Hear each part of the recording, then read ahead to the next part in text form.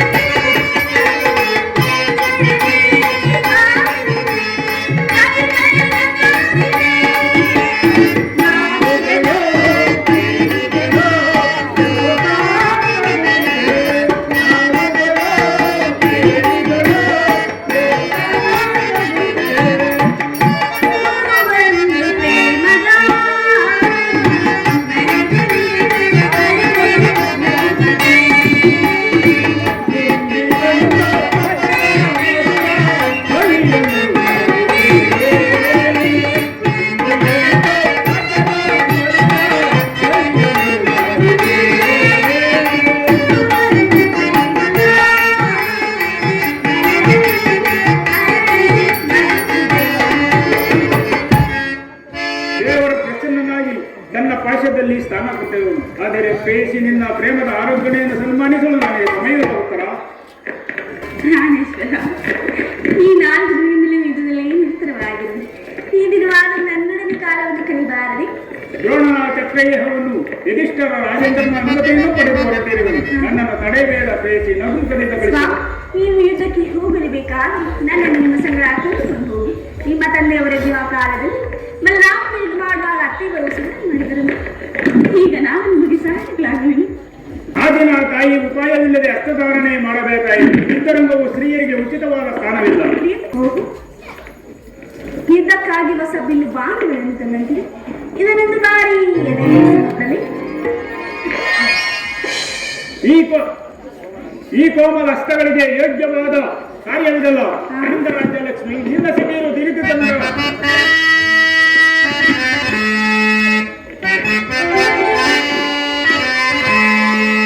ಪ್ರಿಯರ ಮನೆ ಕರೆಯುತ್ತ